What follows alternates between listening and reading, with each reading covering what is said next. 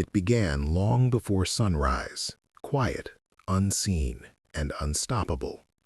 In the humid darkness over the Malacca Strait, a storm was forming where storms were never meant to exist. No satellite warnings, no history to compare it to, just a sudden surge of heat, moisture, and unstable air fusing into a spinning force the world would soon come to know as Cyclone Senar. Within hours, that impossible storm unleashed one of the most violent flooding disasters Indonesia had faced in decades. Villages that had stood for generations vanished in minutes. Rivers once shallow enough to cross on foot exploded into raging brown oceans, smashing through homes like tidal waves. Hillsides, soaked past their limit, tore open with a roar like thunder trapped inside the earth. Entire families were swept away before they could even reach their doors. Roads disappeared, bridges crumbled, power grids collapsed. And by sunrise, parts of Sumatra looked less like a storm zone and more like a battlefield. For Americans watching from thousands of miles away, this may seem distant, but it isn't. It's a sign of something bigger, something global.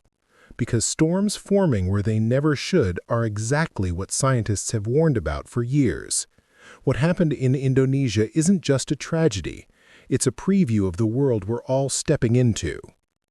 In the hours before catastrophe hit, Indonesia had no reason to expect anything unusual. November storms were common, heavy rain, swollen rivers, minor floods.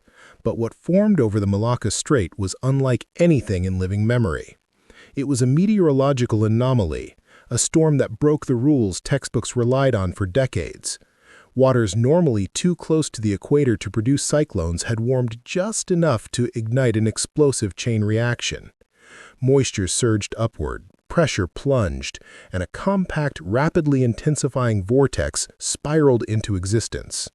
This was Cyclone Senar, born where nature had always drawn a hard line, until now.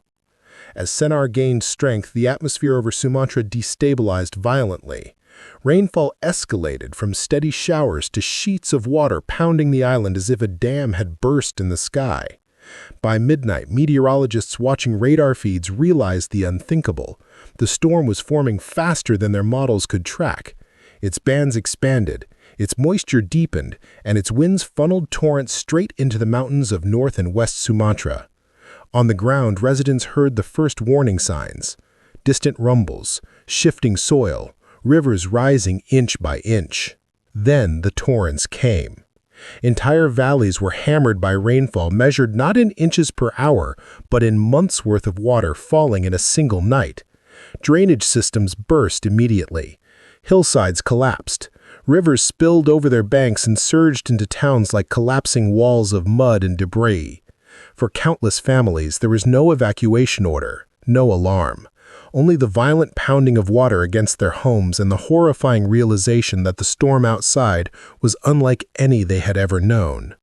By sunrise, Sumatra had become a mosaic of disaster zones stretching hundreds of miles. What began as relentless rain had turned into a full-scale regional collapse across three major provinces: North Sumatra, Aceh, and West Sumatra, each suffering its own version of catastrophe. In North Sumatra, the destruction was immediate and merciless. Neighborhoods were erased in minutes as mudslides roared down mountainsides like avalanches of earth. Homes that had survived decades were ripped from their foundations and carried away by torrents of brown water. Streets disappeared beneath 10 to 12 feet of mud. Cars lay buried, crushed, or thrown into ravines like scraps of metal. By mid-morning, more than 116 lives were confirmed lost, dozens more missing, and entire districts unreachable. Aerial footage revealed nothing but brown wasteland where communities once stood. Farther north, Aceh was finding its own battle. Hillsides weakened by years of deforestation and soil erosion finally gave way under the storm's weight. Landslides tore mountains open as if unzipping the earth itself. Entire clusters of homes were swallowed whole. Bridges snapped, roads crumbled, power lines were shredded, plunging entire districts into darkness. Rescuers described Aceh as a maze of broken land where some villages could only be reached on foot, if at all. At least 35 fatalities were confirmed, but officials warned the true number could rise sharply once teams reached isolated communities.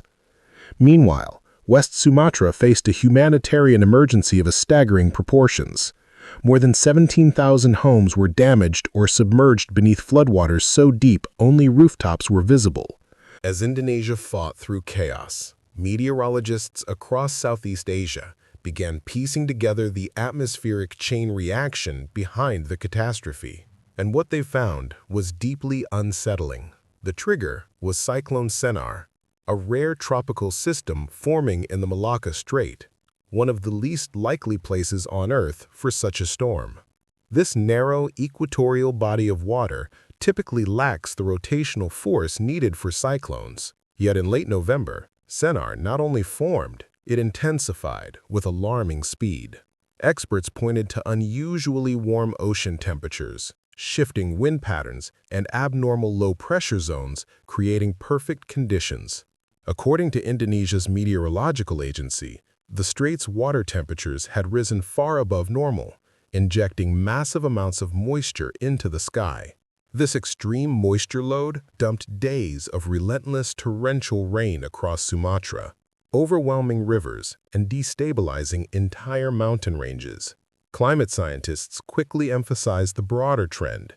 Events once considered almost impossible were becoming increasingly likely in a warming world. Dr. Andre Ramdhani, one of Indonesia's leading climate experts, warned that cyclone-like systems reaching Indonesia have increased over the past 5 years, even though the nation lies outside traditional storm tracks. He stressed that Senar wasn't just unusual, it was a clear signal of growing climate volatility hitting regions historically protected from major tropical storms.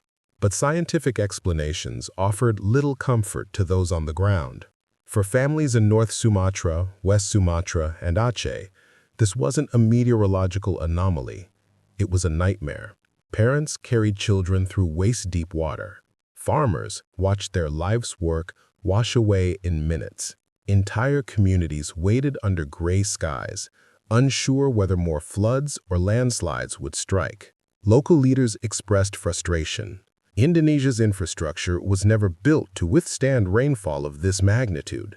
Roads, bridges, electric grids, and drainage systems designed for a different era collapsed under the storm's weight. With soil saturated and slopes unstable, the threat of new disasters remained dangerously high. Scientists, aid workers, and government officials agreed on one sobering fact. Even after the rain stops, the danger doesn't. Villages on steep hillsides face weeks of landslide risk. Rivers remain swollen. Contaminated water raises fears of cholera and other diseases. And with thousands crowded into shelters, the humanitarian strain only grows. Cyclone Senar wasn't just a storm. It was a warning that regions once considered safe are entering an era of unprecedented risk. As rescue teams push deeper into Sumatra's shattered landscapes, one truth becomes painfully clear. This disaster is far from over. Families remain scattered, villages lie buried, entire districts are still waiting for help to break through landslide-blocked roads. Indonesia now faces not just a humanitarian crisis, but a long, uncertain road to rebuilding homes, restoring livelihoods, and healing communities devastated by Cyclone Senar's relentless force. For those living through it, the scars will last a lifetime. For the rest of the world, the message should be impossible to ignore. Extreme weather is no longer confined to predictable regions.